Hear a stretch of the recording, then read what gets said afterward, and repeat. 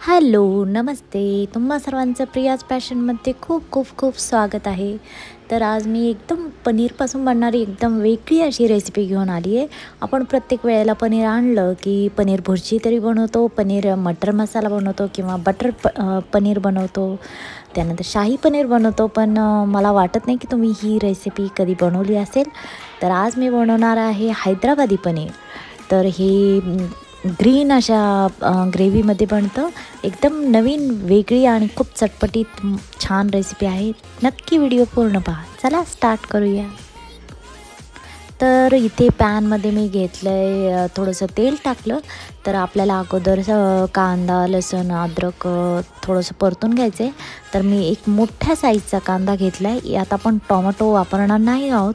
आणि 2 ते 3 हिरव्या मिरच्या टाकल्यात. त्यानंतर आल्याचा तुकडा टाकला आहे अर्धा इंच आणि एक 10 ते 12 लसूणच्या पाकळ्या टाकल्यात. तर मी सांगितलं आत्ताच की यात आपण टोमॅटो यूज करणार नाही. हैदराबादी पनीरमध्ये टोमॅटो नाही वापरत. आणि त्यानंतर 2 चमचे मी कलिंगडाची बी टाकलेत आणि 4 काजू टाकलेले आहेत. तर याला आपण छान परतायचे. थोडासा ब्राऊन कलर कांद्याचा होईल इतपत आपल्याला परतून घ्यायचे.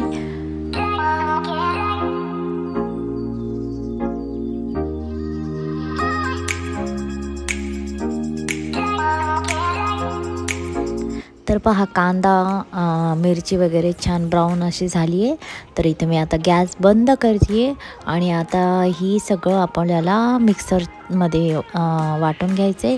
तर मिक्सरच्या पॉटमध्ये सगळं काढून घेते आणि ही सगळं मिश्रण थोडं गरम आहे सध्या, त्यामुळे लगेचच आपल्याला बारीक करता येणार नाही. तर थोड्या वेळ थंड होण्यासाठी ठेवते.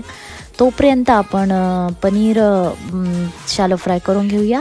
तर अशा लांब लांब क्यूब्स कापून घेतल्यात पनीरच्या. मी इथे 1/2 किलो पनीर घेतलेलं आहे आणि याला आता आपण शॅलो फ्राय करून घेऊया. तर जेव्हा आपण शॅलो फ्राय करतो तो फुल गॅस ठेवायचा. जर का आपण गॅस बारीक ठेवला तर पनीर वातड म्हणा किंवा असं रबरी बनतं, सॉफ्ट राहत नाही. तर त्यामुळे फुल गॅसवरतीच परतून घ्यायचे.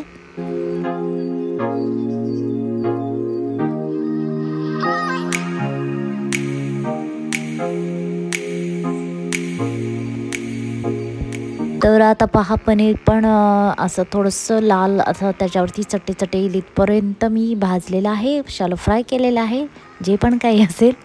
एनिवे तर आता ही मिक्सरच्या पॉटमध्ये आपण कांद्याचं जे सगळं घेतलं होतं, कांदा लसूण वगैरे, तर ते थंड झाले. तर त्यात आता हिरव्या भाज्या टाकायच्या थोड्याफार. तर मी इथे पालक घेतला आहे, छोटंसंच पालक ची जोडी घेतली आहे. त्यानंतर एक मूठभर पुदिना घेतला आहे आणि थोडीशी कोथिंबीर घेतली आहे. तर सध्या मी पालक टाकला आहे यात. तर यानंतर मी टाकणार आहे पुदिना आणि कोथिंबीर. तर ही नक्की टाका, खूप वेगळी टेस्ट येईल आपल्या पनीरच्या ग्रेव्हीला. आणि आता आपण याला सगळ्याला वाटून घ्यायचे.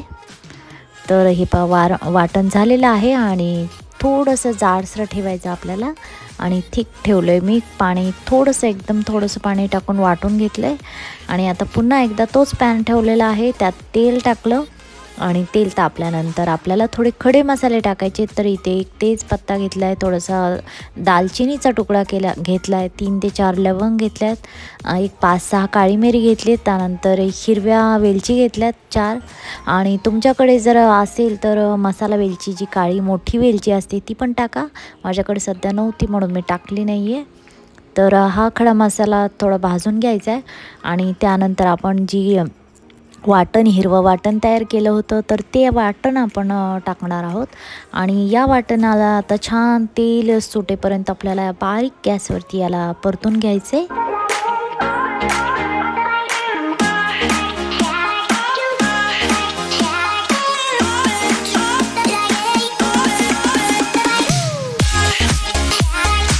तर आता थोड्या वेळ आपण 2 ते 3 मिनिट आपण झाकण ठेवूया, म्हणजे तेल सुटेल वाटणाला.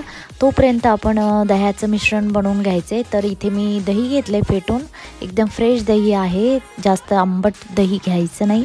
आणि त्यामध्ये आता काही मसाले टाकूयात. तर मी थोडीशी हळद टाकली आहे, त्यानंतर धण्याची पावडर टाकली आहे, जिरा पावडर टाकली आहे आणि काश्मीरी लाल मिर्च पावडर टाकली आणि कलर येतो छान.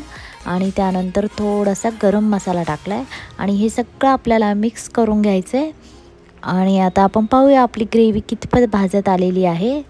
तर इथे पहा, आता मी झाकण उघडून पाहते तर छान आता तेल सुटायला लागले ग्रेव्हीला.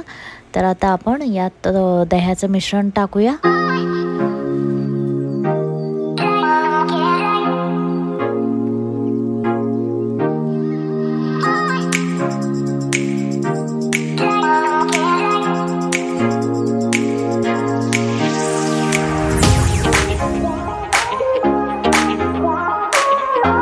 तर आता दही छान शिजोपर्यंत आणि पुन्हा एकदा ग्रेव्हीला छान तेल सुटेपर्यंत आपल्याला याला भाजायचं आहे. थोडं मध्येच आपण थोडं झाकण ठेवून पण भाजणार आहोत, म्हणजे लवकर आपलं जी ग्रेव्हीचा मसाला आहे तो छान भाजला जाईल. तर 2-3 मिनिट मी झाकून ठेवलं, त्यानंतर पुन्हा उघडलं. आता पहा झाकण तर छान असं तेल सुटले. तुम्ही पाहू शकता किती छान टेम्पटिंग अशी आपली ग्रेव्ही दिसायला लागली आहे.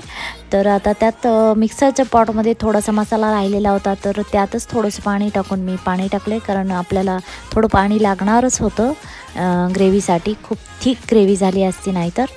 तर त्यानंतर आता आपण आत्तापर्यंत मीठ टाकलं नव्हतं, तर मी आत्ता मीठ टाकलं आहे चवीनुसार. आणि त्यानंतर थोडीशी साखर टाकली, अर्धा चमचा, म्हणजे आपल्या दही टाकले आपण, तर त्याचा जो आंबटपणा आहे तो बॅलन्स करण्यासाठी मी थोडीशी साखर टाकली.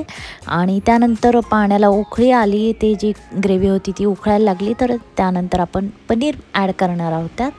तर आता आपण थोड्या वेळेस 3 ते 4 मिनिट आपण पनीरमध्ये आपला सगळा मसाला, त्याचा फ्लेवर उतरेपर्यंत थोड्या वेळ आपल्याला स्विम गॅसवरती ठेवायचं.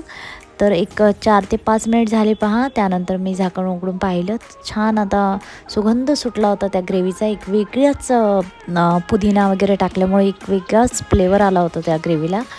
तर पुन्हा एकदा मी 4-5 मिनिट ठेवलं आणि त्यानंतर पाहता आपली हैदराबादी पनीर आहे तर ते एकदम छान रेडी झालेलं आहे. एक छोटासा शेवटचा टच द्यायचा आहे त्याला.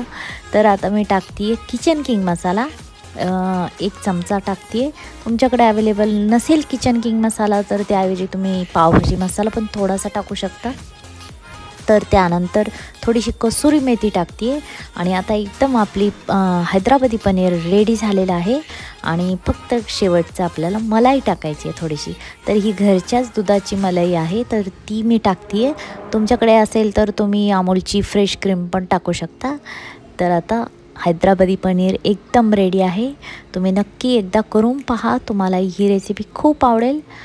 किती छान ग्रेव्ही दिसते, एकदम तोंडाला पाणी सुटते. मी जेव्हा व्हिडिओमध्ये आता हा आवाज टाकते तेव्हा पण पाहून मला खूप असं खावंसं वाटत होतं. एनिवे, तर हा व्हिडिओ कसा वाटला तुम्हाला? आवडला असेल तर लाईक करा, कमेंट करा, शेअर आणि आपल्या मित्रपरिवाराबरोबर शेअर करा. चला भेटूया नेक्स्ट व्हिडिओमध्ये. Till then bye bye. Thank you.